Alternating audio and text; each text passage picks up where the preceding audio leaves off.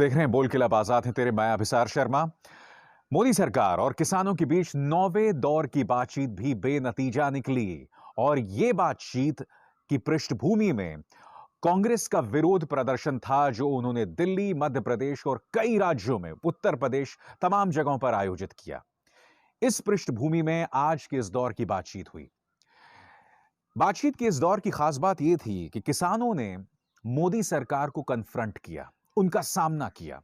किसानों ने पीयूष गोयल, नरेंद्र तोमर और सोम प्रकाश, जो कि सरकार के नुमाइंदे थे, उनसे पूछा कि अगर आप हमसे बातचीत करना चाहते हैं तो पंजाब में आप आड़तियों पर और हमारे समर्थकों पर रेड्स क्यों मार रहे हैं।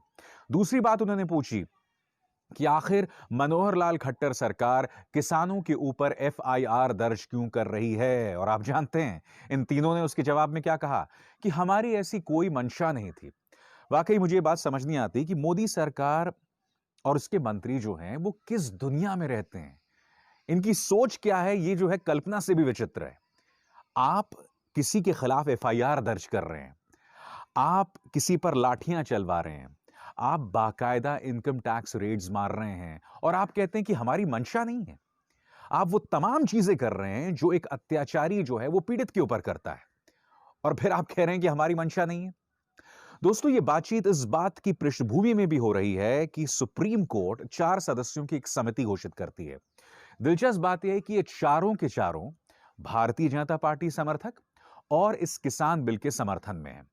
मगर अब खबर यह आ रही है कि उन 4 में से कई लोग शर्मिंदा होने लगे हैं, और इसकी शुरुआत हो गई है क्योंकि भूपिंदर सिंह मान, जो इस वक्त आपके स्क्रीन पर हैं, इन्होंने यहां से इस्तीफा दे दिया और अपना नाम पीछे खींच लिया। और मुझे यह पता चल रहा है कि इनमें से कुछ और भी इस समिति से अपना नाम विथड्रॉ करा सकते हैं, शर्मिंदा होकर। और शर्मिंदा होना भी चाहिए, क्योंकि देखिए हकीकत यह है कि अगर आप एक कमेटी बना रहे हैं जिस पर किसान को भरोसा नहीं है, जिसकी मांग किसान ने नहीं की, तो जाहिर सी बात है उस समिति में आपको यह प्रमाण देना चाहिए कि आप ऐसे लोग रख रहे हैं जिसमें एक बैलेंस हो।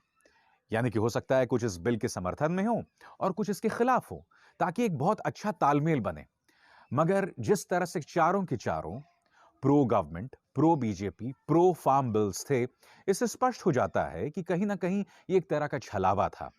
और मुझे याद है कि शेतकारी संगठन के अनिल घनवात से जब आज तक के कार्यक्रम में किसान नेता पुष्पेंद्र सिंह ने पूछा कि आपको किसने बुलाया, किसने समर्थन, आपको किसने जो है आपसे संपर्क साधा था, इनके पास कोई जवाब नहीं था। ये कैमरे की तरफ देखकर जवाब भी नहीं दे पा रहे थे।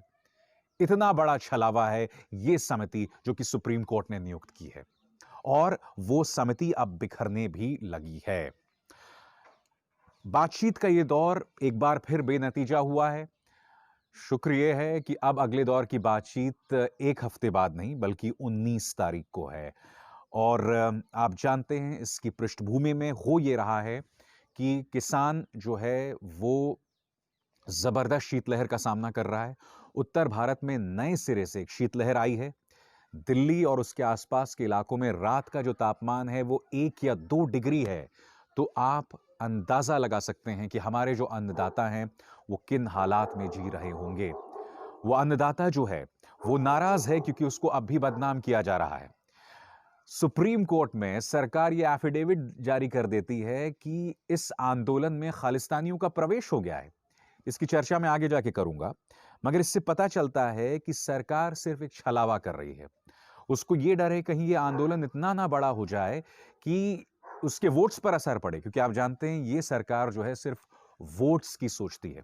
कार्यक्रम में मैं आपको आगे भी जाकर बताऊंगा कि आखिर ये किसान अडानी अंबानी, अनिल अंबानी और मुकेश अंबानी से नाराज क्यों है। इस सरकार के अंतर्गत किस तरह का फायदा इन धन्ना सेठों को मिलता है, ये मैं आपको आगे जाके बताना वाला हूं। उसके लिए आपको लगातार मेरे साथ जुड़े रहना पड़ेगा। तो बोल के लब आजाद है तेरे में इस वक्त की जो बड़ी खबर हम आपको बता रहे हैं वो ये कि बातचीत जो है वो फिर से बेनतीजा हुई है। इस बीच कांग्रेस जो है बहुत जोरों शोरों के साथ इस मुद्दे पर उसने आंदोलन शुरू कर दिया है, क्योंकि कहीं ना कहीं उसे यहां पर राजनीतिक मौका मौका दिखाई दे रहा है। और एक तरह से कहा जा सकता है कि गोदी मीडिया ने भी बहुत ही गंदा और घटिया प्रोपेगेंडा जो है किसानों के खिलाफ चलाना शुरू कर दिया है। यानी कि अब तक जैसे मैंने कहा ना कि मैं अक्सर कहता रहा हूं कि अब तक छात्रों को टारगेट किया जाता था, मुसलमानों को टारगेट किया जाता था, उदारवादियों को टारगेट किया जाता था, अब इनके निशाने पर किसान भी हैं। मगर अब मैं आपको लेकर चलना चाहूंगा, यह बताना चाहूंगा कि आखिर आज इस मुद्दे पर कांग्रेस किस तरह से सक्रिय रही। बोल के लब आजाद है तेरे, बोल ज़बां अब तक तेरी है। सच तो यह है कि किसान वाले मुद्दे से मोदी सरकार बुरी तरह से बौखलाई हुई है। यही वजह है दोस्तों कि शुरू से ही सबसे पहले तो इस आंदोलन को बदनाम करने की कोशिश की गई और उसके बाद उससे संवाद तो किया गया, मगर फिर आप सुप्रीम कोर्ट में एक हलफनामा दाखिल करते हो कि इस आंदोलन में खालिस्तानियों का प्रवेश हो गया है। और इस मुद्दे को समझ रही है मुख्य विपक्षी दल कांग्रेस। और जैसा कि आप इन तस्वीरों में देख सकते हैं, राहुल गांधी और प्रियंका गांधी पहली बार इस मुद्दे पर जमीन पर उतरे हैं और आज धरना प्रदर्शन जो है दिल्ली में, मध्य प्रदेश में और कई राज्यों में कांग्रेस ने आयोजित किया।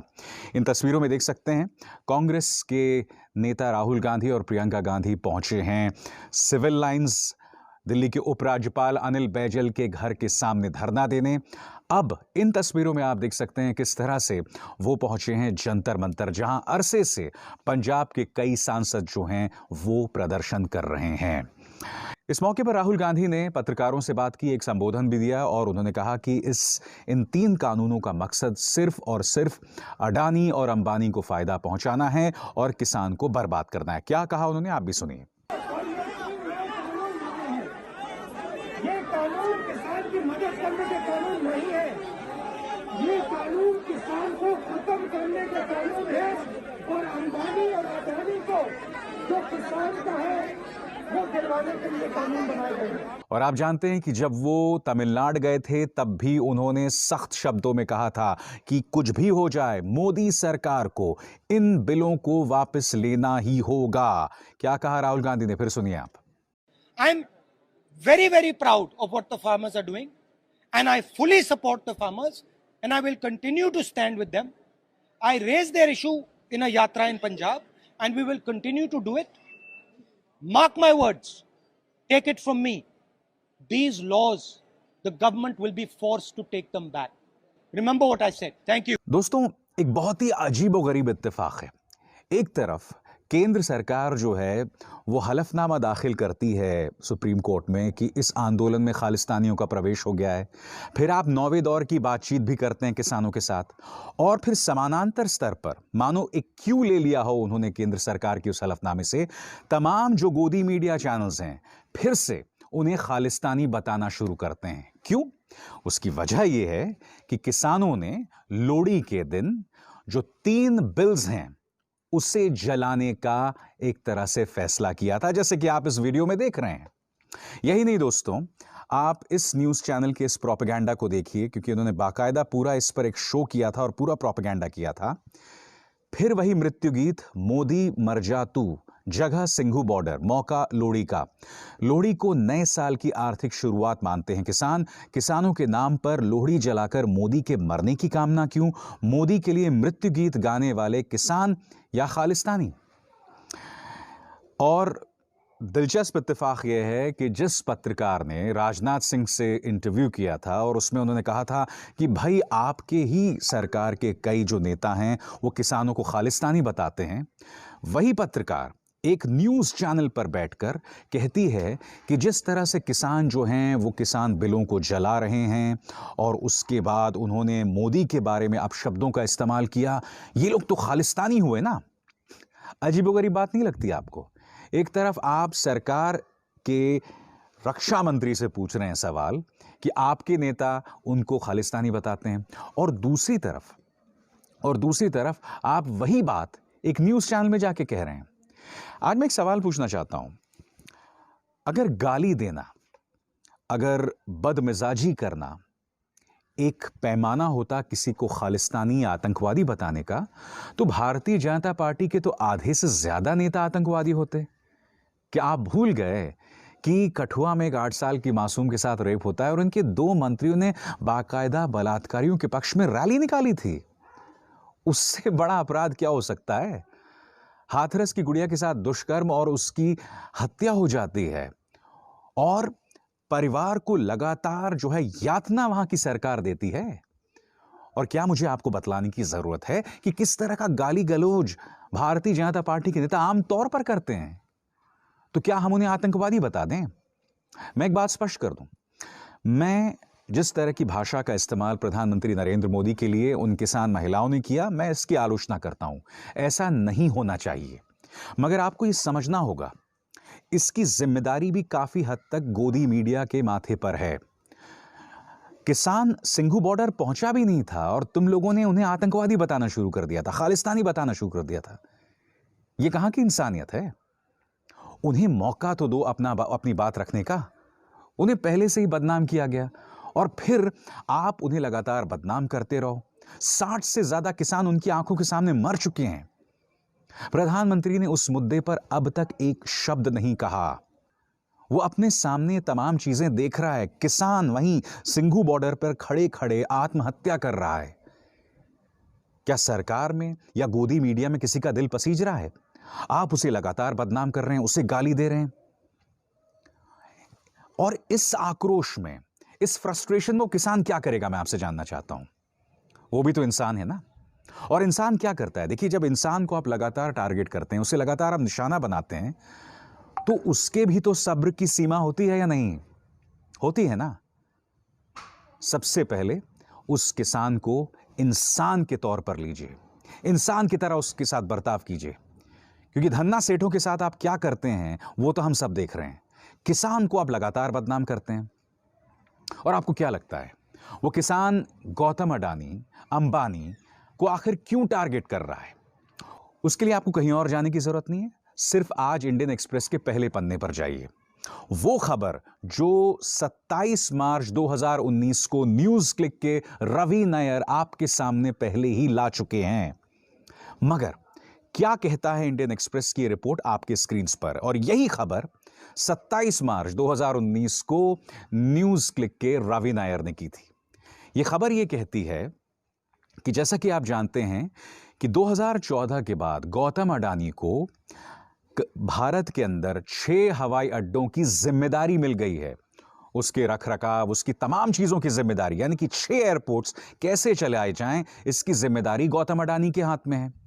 क्या आप जानते हैं इस बात को लेकर किसी और ने नहीं बल्कि सरकार के अंदर वित्त मंत्रालय और नीति आयोग ने किया था? यह कहती है इंडियन एक्सप्रेस की रिपोर्ट। और यही रिपोर्ट थी न्यूज क्लिक की जो हमने की थी 27 मार्च 2019 को। और यह रिपोर्ट क्या कहती है मैं आपको बताता हूं। आपके स्क्रीन पर इंडियन एक्सप्रेस और न्यूज क्लिक दोनों की reports. Department of economic affairs ने क्या कहा था यह मैं आपको पढ़ के सुनाता हूं। ये 6 हवाई अड्डे परियोजनाएं अत्यधिक पूंजी वाली परियोजनाएं हैं, यानी कि बहुत पैसा इसमें लगा हुआ है। इसलिए बड़े वित्तीय जोखिम और परफॉर्मेंस के मुद्दे को तथ्य देते हुए इस खंड में शामिल करने का सुझाव किया गया है कि एक बोली लगाने वाले को 2 से अधिक हवाई अड्डे नहीं दिए जाएंगे। उन्हें विभिन्न कंपनियों को देने से यार्डस्टिक प्रतिस्पर्धा भी आसान होगी। 2 चीजें यहां पर डिपार्टमेंट ऑफ इकोनॉमिक अफेयर्स ने कही थी। पहला कि एक कंपनी को 2 से ज्यादा आप मत दीजिए हवाई अड्डे, और अगर आप ज्यादा से ज्यादा कंपनियों को हवाई अड्डे देंगे तो इसमें कंपटीशन बढ़ेगा। यह सरकार के अंदर यानी कि वित्त मंत्रालय ने नसीहत दी थी। उसके बाद अपने तर्क को समर्थन देने के लिए डीईए यानी कि वित्त मंत्रालय ने कहा कि दिल्ली और हवाई अड्डे, इन दोनों जगहों पर जो बोलीदाता था यानी जो बिडर था वो जीएमआर नाम की कंपनी थी, मगर उसे दोनों हवाई अड्डे नहीं दिए गए। साथ ही उन्होंने जिक्र किया दिल्ली में जो बिजली का प्राइवेटाइजेशन हुआ है, दिल्ली का जो बिजली का जो निजीकरण हुआ है, इसे दिल्ली के बिजली वितरण के निजीकरण के लिए भी संदर्भित किया गया था। दिल्ली विद्युत वितरण निजीकरण के मामले में शहर को 3 क्षेत्रों में बांटा गया और 2 कंपनियों को दिया गया। यह बात कोई और नहीं बल्कि वित्त मंत्रालय कह रहा था। और नीति आयोग ने क्या कहा आपकी स्क्रीन पर? पर्याप्त तकनीकी क्षमता की कमी वाले बोलीदाता यानी बिडर परियोजना को खतरे में डाल सकते हैं और उन सेवाओं की गुणवत्ता से समझौता कर सकते हैं जो सरकार प्रदान करने के लिए प्रतिबद्ध है।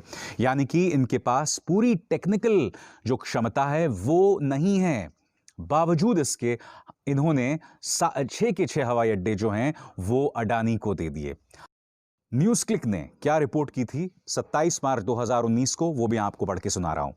न्यूज क्लिक द्वारा एक्सेस किए गए दस्तावेजों के अनुसार मोदी सरकार ने एएआई के स्वामित्व वाले और संचालित 6 हवाई अड्डों के निजीकरण के अपने निर्णय पर पहुंचने के दौरान विभिन्न कानूनों और प्रक्रियाओं का उल्लंघन किया।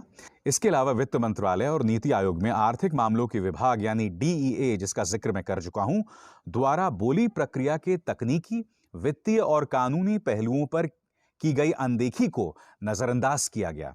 इसके बजाय ऐसी स्थितियां स्थापित की गईं जो स्पष्ट तौर पर अडानी ग्रुप का समर्थन करती हैं। यानी कि मोदी सरकार साफ तौर पर अडानी ग्रुप को हाथों हाथ ले रहा था। उसकी अपनी सरकार के अंदर विभाग जो हैं वो कह रहे थे कि आप ऐसा मत कीजिए। किसान ये सब देख रहा है। किसान अनपढ़ नहीं है और वो देख रहा है कि गौतम अडानी, मुकेश अंबानी, अनिल अंबानी एक तरह से इस सरकार के अंदर किस तरह की तरक्की कर रहे हैं। और अगर वो ये मुद्दा उठाए तो क्या गलत कर रहा है, और अगर वो ये मुद्दा उठाए तो गोदी मीडिया को आखिर क्या दिक्कत होती है। किसान की नाराजगी इस बात की है कि सुप्रीम कोर्ट के अंदर महिला किसानों के ऊपर भी सवाल उठाए जाते हैं। जी हां, चीफ जस्टिस बोबडे कहते हैं कि ये महिलाएं क्या कर रही हैं, ये बच्चे और बुजुर्ग क्या कर रहे हैं, जबकि महिला किसानों का कहना है कि हम पुरुषों के साथ कंधे से कंधा मिलाकर आंदोलन कर रहे हैं, आप हमारी तौहीन करना बंद कीजिए। और क्या आप जानते हैं कि महिला किसानों ने चीफ जस्टिस बोबडे को एक खत लिखा है जो आपके स्क्रीन पर है। माननीय मुख्य न्यायाधीश जी, महिलाओं के बारे में सुप्रीम कोर्ट में की गई टिप्पणी उनकी तौहीन है। महिलाएं कृषि के क्षेत्र में अहम दावेदार हैं। ऐसा कहकर कृषि के क्षेत्र में उनके संघर्ष का मजाक उड़ाया गया है, यानी कि जो बात सुप्रीम कोर्ट में कही गई। महिलाएं कृषि आंदोलन का दिल और आत्मा हैं और उनकी भूमिका पर सवाल उठाना निहायत ही शर्मनाक है। महिला किसान भाषण आयोजित करती हैं, पत्रकार वार्ता आयोजित करती हैं, बीमारों के लिए दवा का इंतजाम करती हैं और पुरुषों के साथ मिलकर खाना बनाती हैं। ये प्रदर्शन स्थल न सिर्फ कृषि कानूनों के खिलाफ खिलाफत का केंद्र बन गया है, बल्कि महिला सशक्तिकरण और बराबरी की जगह बनकर उभरी है। दोस्तों, ये ओपन लेटर सुप्रीम कोर्ट को महिला किसानों ने लिखा है। कितना पावरफुल लेटर है, कितना ताकतवर इसमें एक संदेश है कि आप इस तरह से तौहीन मत कीजिए। मुझे कहने में बिल्कुल भी हिचक नहीं है दोस्तों कि किसान आंदोलन कहीं ना कहीं सत्याग्रह के मायनों को बदल रही है। जी हां, एक सत्याग्रह हमने आजाद भारत के लिए जो स्वतंत्रता संग्राम हुआ था उसके लिए देखा था, और अब सिंघू बॉर्डर पर जिस तरह से किसान बैठा हुआ है, जिस तरह से वो अपने बात रखने की कोशिश कर रहा है, बावजूद इसके कि प्रचार तंत्र उसके खिलाफ है। क्योंकि दोस्तों, दिक्कत क्या है, अब तक हम क्या सोच रहे थे कि गोदी मीडिया या भारतीय जनता पार्टी का प्रचार तंत्र सिर्फ जेएनयू को बदनाम कर सकता है, अलीगढ़ मुस्लिम यूनिवर्सिटी को बदनाम कर सकता है, जामिया मिलिया इस्लामिया को बदनाम कर सकता है, मुसलमानों को बदनाम कर सकता है नागरिकता बिल के बहाने। हमने कभी ये नहीं सोचा था कि किसान जो हमारा अन्नदाता है उसे भी बदनाम किया जा सकता है। वाकई इस आंदोलन के बहाने गोदी मीडिया कतई नंगई पर उतर आई है। और मैं नहीं जानता हूं दोस्तों कि ये पत्रकार, ये एंकर्स, ये संपादक घर में जाकर अपने बीवी बच्चों का किस तरह से सामना करते होंगे। क्योंकि अगर आप किसानों के लिए इस तरह के अपशब्दों का इस्तेमाल कर रहे हैं, उसके खिलाफ एक पूरी भीड़ खड़ी कर रहे हैं, तो मैं नहीं जानता हूं दोस्तों कि आप इस देश में किस तरह का निजाम चाहते हैं, किस तरह का माहौल चाहते हैं। यह अपने आप में बहुत शर्मनाक बात है। तो बोल के लब आजाद है तेरे में बस इतना ही। अभिसार शर्मा को दीजिए इजाजत।